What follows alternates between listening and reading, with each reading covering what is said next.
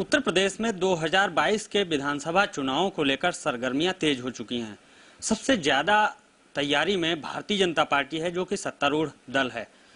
हमारे साथ बातचीत के लिए लखनऊ में हैं उत्तर प्रदेश भाजपा के वरिष्ठ नेता और पूर्व UP BJP president Laxmikant Vajpayee ji. Vajpayee ji, अभी लगातार बैठकें हुई। पहले संघ की महामंथन बैठक हुई, चित्रकूट में हुई, फिर लखनऊ में हुई, फिर बीजेपी की बैठक हुई कार्य समिति की, और उसके बाद एक समन्वय बैठक हुई जिसमें तीनों संघ और बीजेपी और सरकार शामिल थे। क्या माना जाए कि ये 2022 की रणनीति तैयार हो चुकी है, फाइनल हो चुकी है? जब से उत्तर प्रदेश के प्रभारी बने थे माननीय अमित शाह जी, जो आज भारत सरकार में गृह मंत्री हैं, उनके आने के बाद दो सूत्र उन्होंने तय किए थे। एक तो पार्टी को हर दिन चुनाव का दिन मानकर काम करना चाहिए। नंबर 2, चुनाव से 1 साल पहले तैयारियां शुरू हो जानी चाहिए और 6 महीने रहने पर तत्काल प्रभाव से उसको सड़क पर आ जाना चाहिए। उसी क्रम में चुनाव 2022 का निश्चित है कि वो चुनाव होगा। 2 दिन 4 दिन आगे पीछे हो सकता है, लेकिन महीना और तारीखें तय हैं। ऐसी परिस्थिति में चुनाव में हम क्या क्या संभावनाएं हो सकती हैं और उनमें कोई अगर विषय हमारे सामने तो उनका हम परिमार्जन पहले कर लें, तैयारी कर लें, कॉट अवेयर ना हो और चुनाव में विपक्षी रणनीति को ध्वस्त करते हुए हम अपनी सरकार की वापसी कर सकें। उस दृष्टि से संगठन भी अपने कील कांटे दुरुस्त करता है, सरकार भी अपने कील कांटे दुरुस्त भी करती है, साथ ही अपने किए हुए जनहित के कामों को जनता तक पहुंचाने की प्रक्रिया तय करती है। किसी भी सरकार की प्रक्रिया को, सरकार के किए हुए अच्छे कामों को जनता तक पहुंचाने की प्रक्रिया का महत्वपूर्ण उपकरण है उस सत्तारूढ़ दल की पार्टी का कार्यकर्ता। इसलिए संगठन और सरकार के बीच में तालमेल बने, कोई कहीं दिक्कत हो तो ठीक हो जाए, कुल मिलाकर सरकार के किए हुए काम जनता तक पहुंच जाए। और चुनाव की दृष्टि से संगठन के जो काम होते हैं, सबसे पहला काम होता है मतदाता सूची, मतदान केंद्रों का निर्धारण। उस सब में हम धरती पर क्या कठिनाई है, क्या आवश्यकता है, इसका अध्ययन कर लें और उसके लिए समय रहते तैयारी कर लें। ये इस दृष्टि से पार्टी संगठन अपना काम कर रहा है। आपको क्या लगता है, उत्तर प्रदेश में बीजेपी की सरकार है, पूर्ण बहुमत की सरकार है, मेयर हो, सांसद हो, सब में बीजेपी आगे है। अब 2022 से पहले तेजी से तैयारी है। क्या चुनौतियां आपको दिख रही कि सरकार के सामने और पार्टी के सामने? यूपी में क्या क्या चुनौतियां हैं? देखिए, ये कहना कि चुनौती नहीं है ये तो उचित नहीं होगा, लेकिन जो चुनौतियां हैं उसीलिए तो बैठ के हो रही कि क्या संभावित चुनौतियां और उनका क्या हमको प्रतिकार करना है। उस दृष्टि से पार्टी बिल्कुल पूरी तरीके से तैयार है। जनता के इश्यूज पर पार्टी जनता के साथ जुड़कर खड़ी है और जो कुछ कसर है उसे पूरी करेगी। लेकिन कुल मिलाकर 2022 में भी भारतीय जनता पार्टी को जनता का आशीर्वाद प्राप्त होगा और निश्चित तौर पर भाजपा की सरकार बनेगी। एक विधायक फालतू हो सकता है, एक विधायक आज की संख्या से कम नहीं होगा। एक और बड़ा सवाल है सर, उत्तर प्रदेश में ब्राह्मणों की नाराजगी का मुद्दा चल रहा है। जितिन प्रसाद आ गए हैं कांग्रेस छोड़कर बीजेपी में। क्या जितिन प्रसाद को इसीलिए लाया गया है कि ताकि ब्राह्मणों की नाराजगी दूर की जा सके और आपको भी बड़ी जिम्मेदारी मिल सकती है आने वाले समय में? देखिए, मैं एक बात कहना चाहूंगा, भारतीय जनता पार्टी में जब से आदरणीय नरेंद्र मोदी जी ने नेतृत्व संभाला है, पहले टर्म में उन्होंने सबका साथ सबका विकास और दूसरे टर्म में उन्होंने सबका साथ सबका विकास सबका विश्वास, इस सिद्धांत का पालन स्वयं भी कर रहे हैं, अपने नेतृत्व वाली राज्यों की सरकार को भी करने को निर्देशित कर रहे हैं और जब सरकार नेतृत्व कर रहा है तो कार्यकर्ता भी उसको पालन कर रहा है। इसलिए बिरादरी के आधार पर तो मैं कोई बात करना नहीं चाहता। एक बात जरूर कहना चाहता हूं, आजकल मायावती जी ने फिर ब्राह्मण सम्मेलन की बात की है। मैं पूछना चाहता हूं मायावती जी से, ये बताएं 2007 के चुनाव के पहले उन्होंने कितने ब्राह्मण सम्मेलन किए थे और साथ में उसके आधार पर सरकार बनाने के बाद ब्राह्मण के साथ उन्होंने क्या बर्ताव किया, ये बताने की कृपा करें। जनता के बीच में ब्राह्मण सम्मेलन करके दोबारा धोखा देने की कोशिश ना करें। दूसरी बात पूछना चाहता हूं, कितने केस उनके कार्यकाल में SC ST एक्ट के सवर्णों के खिलाफ दर्ज हुए? इसलिए 2007 से पहले ब्राह्मण सम्मेलन करके ब्राह्मणों को कथित गुमराह करके अपनी सरकार बनाने के बाद ब्राह्मण को भूल जाने वाली पार्टी और नेता आज अगर दोबारा ब्राह्मण की बात कर रही है तो ब्राह्मण सचेत है और ब्राह्मण उनके भुलावे में आने वाला नहीं है।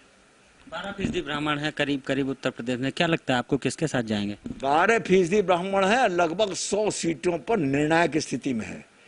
भारतीय जनता पार्टी क्योंकि सबका साथ सबका विकास सबका विश्वास वाली पार्टी है, भारतीय जनता पार्टी में हर वर्ग बिरादरी के कार्यकर्ता नेतृत्व है, इसलिए ब्राह्मण भी भारतीय जनता पार्टी के साथ रहने वाला है, वो इसके अलावा कहीं नहीं जाएगा।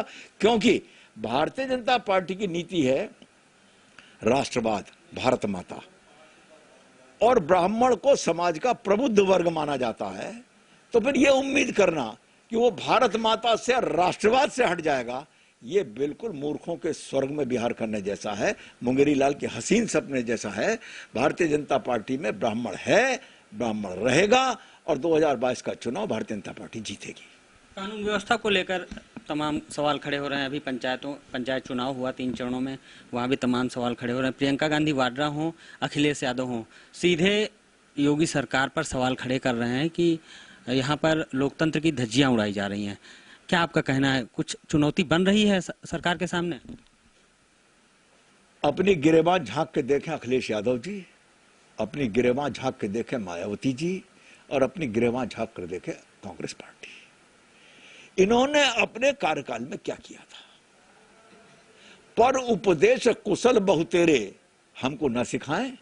और मेरा तो इतना ही कहना है, ट्विटर पर जनता की लड़ाई लड़ने वाले लोग सरकार बनाने का सपना ना देखें। प्रियंका गांधी जी कितने महीने बाद आई थी उत्तर प्रदेश में? वो तो उत्तर प्रदेश में मकान लेकर रहने वाली थी, वो तो कार्यालय में नहीं रुकी अपने। और कितने दिन बाद उत्तर प्रदेश में आई, और इस भरोसे अगर सोचती हूँ कि उत्तर प्रदेश की जनता कांग्रेस सरकार देगी तो असंभव है, और कांग्रेस ये सपने ना देखे। सर, उत्तर प्रदेश में बिजली बहुत महंगी होती जा रही है और ये मुद्दा बड़ा मुद्दा बन रहा है। हो सकता है ये 2022 में एक बड़ा चुनावी मुद्दा बन जाए, क्योंकि केजरीवाल की पार्टी आ रही कह रही है मुफ्त में बिजली देंगे दिल्ली की तर्ज पे। तो क्या लगता है आपको? मैं मुफ्त में बिजली देने वालों से पूछना चाहता हूं, विकास के लिए अगर 100 रुपए उपलब्ध हैं तो उस 100 रुपए में से अगर 40 रुपए मुफ्त में बिजली देने पे खर्च कर दोगे तो हिस्सा तो जनता का ही कट रहा है। 40 रुपए विकास के पैसे में से कम हो गए। तो इसलिए बजाय मुफ्त में देने के अच्छा हो, जो बिजली की चोरी हो रही है उस चोरी को रोकने का काम करें, और उससे बढ़ी हुई आय से अच्छा होता कि वो बिजली की दरें कम करें। जहां तक आपने कहा कि बिजली की दरें बढ़ाई गई हैं, तो मैं पूछना चाहता हूं कि सपा की सरकार के कार्यकाल में 4 बार बढ़ी थी, हमारे 4 साल के कार्यकाल में 1 बार बढ़ी है। तब फिर कौन जनता के नजदीक है, कौन जनता के हित को देख रहा है? लेकिन मैं मुफ्त में बिजली देने वालों से कहना, तो खुली चुनौती देकर कहना चाहता हूं, आ जाए एक बार सार्वजनिक चर्चा हो, और मैं मीडिया के बंधुओं से भी कहता हूं कि 4-6 दिन का एक टाइम स्लॉट तय कर दें कि आज फला पार्टी बोलेगी, आज फला पार्टी बोलेगी, आज फला पार्टी बोलेगी।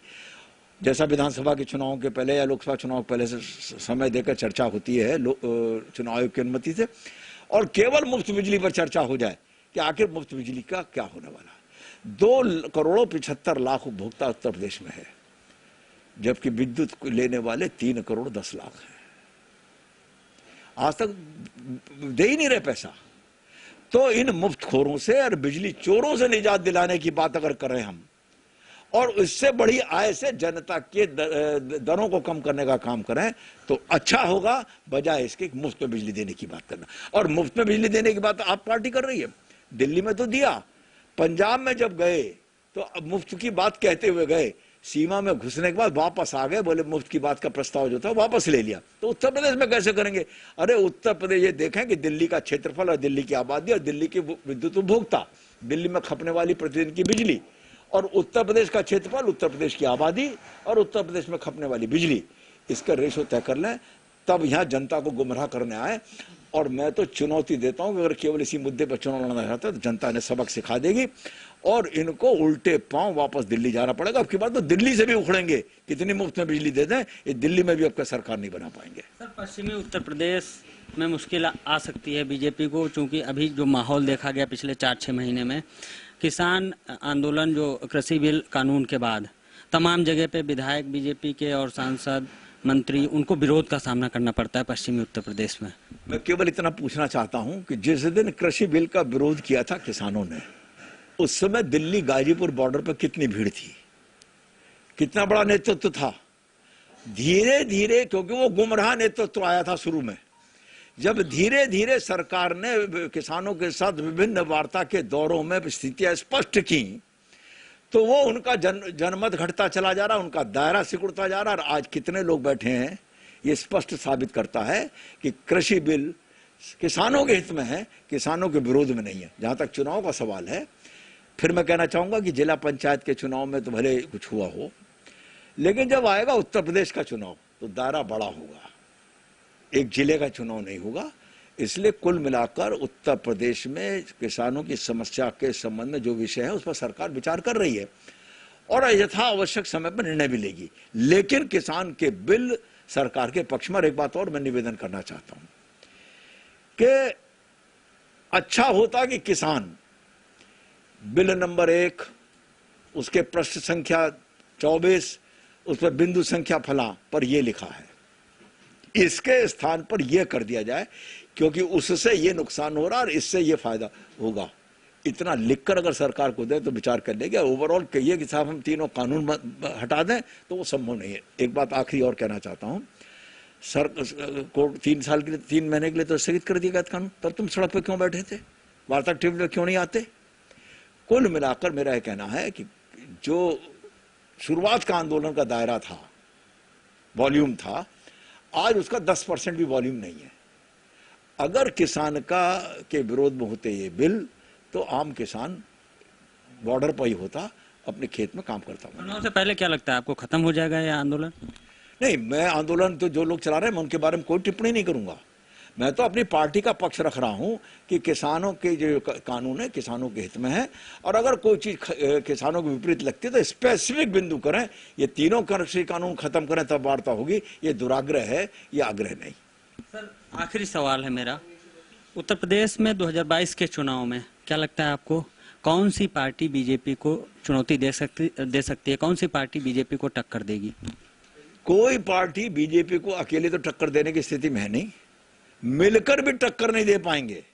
कारण पिछली बार सपा का और कांग्रेस का गठबंधन हुआ था। प्रियंका गांधी वाड्रा ने कहा कि गठबंधन की गुंजाइश है, कर सकते हैं। मैं क्या कह रहा हूं, सपा का और कांग्रेस का गठबंधन हुआ था और एक नारा उछला था कि जनता को यह जोड़ी पसंद है? चुनाव खत्म होते तो जोड़ी कहां चली गई? जनता ने मत के द्वारा उस जोड़ी को अस्वीकार किया और बाद में ये जोड़ी बना के नहीं रख सके। सपा का और बसपा का चुनाव हुआ था, मिलकर लड़े थे। चुनाव खत्म होते होते इनमें आपस में विवाद शुरू हो गया।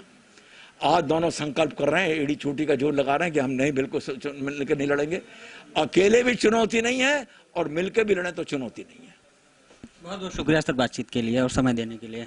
आप थे लक्ष्मीकांत वाजपेयी, यूपी बीजेपी के बड़े नेता और पूर्व यूपी बीजेपी प्रेसिडेंट। उन्होंने तमाम मुद्दों पर बात की, उत्तर प्रदेश में चुनावी तैयारियों पर बात की, साथ ही ये भी कहा कि 2022 से एक बार फिर से बीजेपी उत्तर प्रदेश में पूर्ण बहुमत से जीतेगी, सीटें कम नहीं होंगी, ज़्यादा होंगी। फिलहाल क्या होगा ये देखना बेहद खास होगा। वीडियो जर्नलिस्ट रोहित के साथ अनूप त्रिपाठी,